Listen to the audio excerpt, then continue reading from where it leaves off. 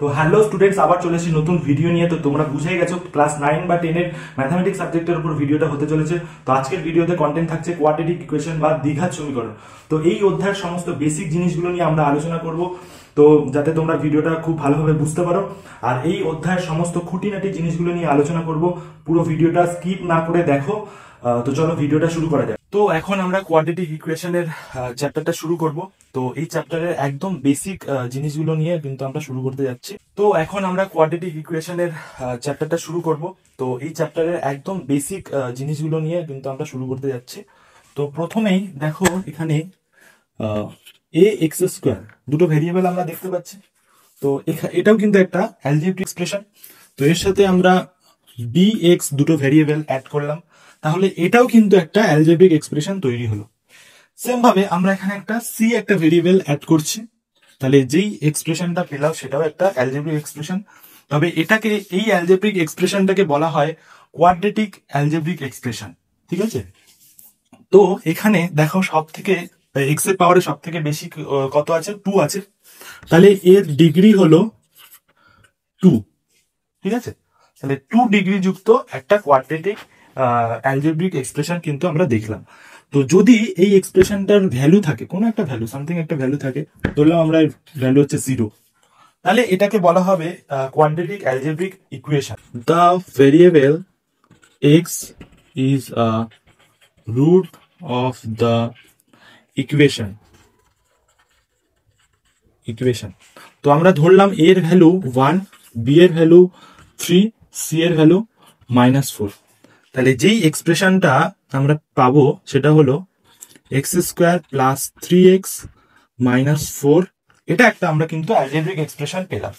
তো এটার আমরা ভ্যালু ধরে নিচ্ছি, অ্যালজেব্রিক এক্সপ্রেশনটার ভ্যালু 0। তাহলে কিন্তু এটা একটা তৈরি হলো কোয়াড্রেটিক অ্যালজেব্রিক ইকুয়েশন। তো এইভাবে কিন্তু একটা কোয়াড্রেটিক অ্যালজেব্রিক ইকুয়েশন কিন্তু ফর্ম করে।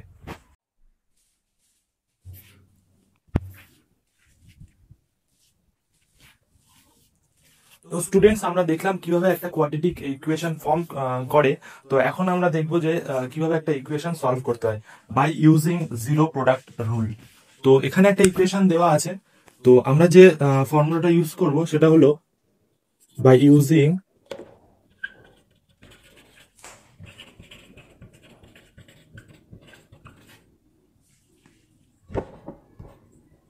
X square plus a plus b x plus a b equals to এটা। তো এখান থেকে আমরা কি লিখতে পারি যে আমরা 12 যেটা আছে, 12 এর ফ্যাক্টর বার করবো। 3 4 যা 12। তো এখানে আমরা দেখতে পাচ্ছি এ হচ্ছে এখানে আমরা দেখতে পাচ্ছি এ হচ্ছে 3 আর বি, এ হচ্ছে 3 আর বি হচ্ছে 4। 3 ইন্টু 4 করলে আমরা 12 পাচ্ছি। তো এখানে যেহেতু -7 আছে, তাহলে এর ভ্যালুটা আমাদের ধরতে হবে -3 আর বি এর ভ্যালুটা ধরতে হবে -4। তাহলে এক্স প্লাস এ, তার মানে এখানে হয়ে যাবে -3 এক্স প্লাস বি। তো এখানে বি এর ভ্যালু -4 আছে, তাহলে হয়ে যাবে ইকুয়ালস টু 0। তাহলে এখানে এক্স এর দুটো ভ্যালু পাবো। ঠিক আছে, যেহেতু কোয়াড্রেটিক ইকুয়েশন দুটো রুট আসবে, তো আমরা ইচ ফ্যাক্টরকে ইকুয়ালস টু 0 করব। To solve the equation x minus 3 equals to 0, x equals to 3, একটা রুট পেলাম 3, and সেকেন্ড যে রুটটা এটা 4 হবে। x minus 4 equals to 0, তাহলে x এর ভ্যালু এখানে পেলাম 4। তাহলে এখানে দুটো রুট কিন্তু পেলাম,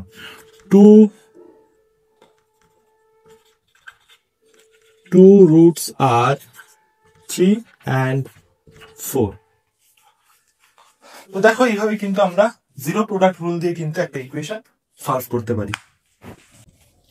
তো এখন আমরা জানবো কিভাবে একটা ইকুয়েশনকে ফ্যাক্টরাইজেশন মেথড দিয়ে আমরা সলভ করতে পারি।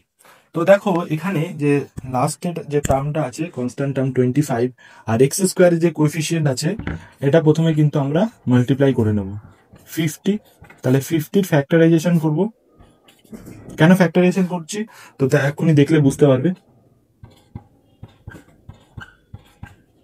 তো এখানে ফ্যাক্টর আসলো 255।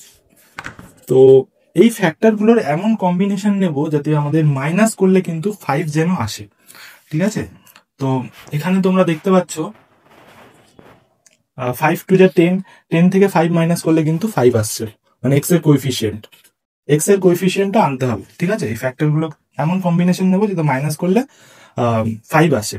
প্লাস এক্স 10 মাইনাস 5, আমি এটাকে এক্সপ্লেন করে করলাম। এবার এই এক্সটা কিন্তু ব্র্যাকেটের ভেতরে ঢুকে যাবে। এটা একটু এক্সপ্লেন করে করলাম এই লাইনটা, তোমরা শর্টেও চাইলে করতে পারো। তো প্রথম দুটো টার্ম থেকে আমরা কি করব, কমন নেব। 2x কমন নিলাম, তাহলে x প্লাস 5। আবার পরের দুটো টার্ম থেকে কমন নেব। দেখো এখানে মাইনাস, দুটো টার্মের মধ্যে সাথেই কিন্তু মাইনাস রয়েছে, আর কি রয়েছে, অ্যাজ এ ফ্যাক্টর 5 কিন্তু রয়েছে। তাহলে -5 কিন্তু কমন যাবে, তাহলে কি পড়ে থাকছে, x প্লাস 5। মাইনাস কমন নিলে তাহলে কিন্তু ভেতরের সাইনটা প্লাস হয়ে যায়, ইকুয়ালস টু 0। তো এখানে দেখো আবার এখান থেকে কিন্তু কমন যাবে টার্মগুলো, x প্লাস 5, x প্লাস 5। তাহলে এখানে কমন নিলাম, কি পড়ে থাকলো, x প্লাস 5 যদি কমন নিই তাহলে 2x মাইনাস 5 পড়ে থাকছে। তাহলে এটা ব্র্যাকেটের মধ্যে লিখে দিলাম। তো টু সলভ দ্য ইকুয়েশন আমরা ইচ ফ্যাক্টরকে ইকুয়ালস টু 0 করব। তাহলে x plus 5 equals to 0, x equals to -5, and second 2x minus 5 equals to 0, 2x equals to 5, x equals to 5 by 2, 2 2 যা 4, 1 by 2, ঠিক আছে। তো এখানে x এর দুটো রুট পেলাম, সরি ইকুয়েশনটার দুটো রুট পেলাম, একটা হচ্ছে -5 আর একটা হচ্ছে 2.5। 2 roots are -5 and 2.5। তো দেখলে আমরা কিভাবে ফ্যাক্টরাইজেশন মেথড দিয়ে কিন্তু আমরা ইকুয়েশনটা খুব সহজে সলভ করে ফেললাম।